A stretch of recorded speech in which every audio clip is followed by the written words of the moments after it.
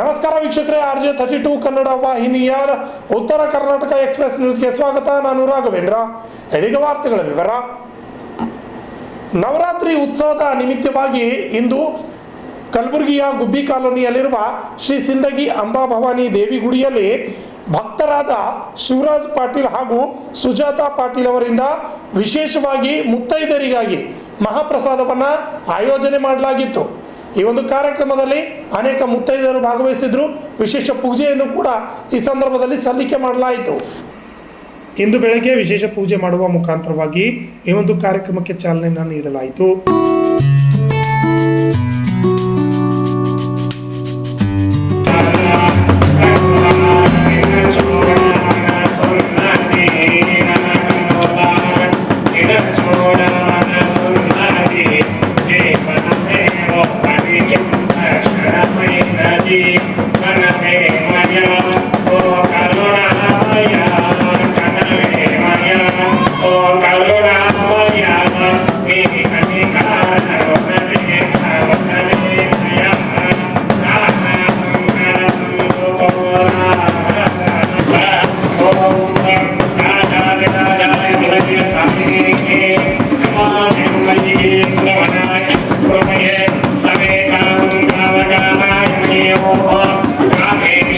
ಈ ಸಮಯದಲ್ಲಿ ಅನೇಕ ಮುತ್ತೈದರಿಗೆ ಪಾದಪೂಜೆ ಮಾಡುವ ಮುಖಾಂತರವಾಗಿ ಪ್ರಸಾದವನ್ನ ನೀಡಿದರು.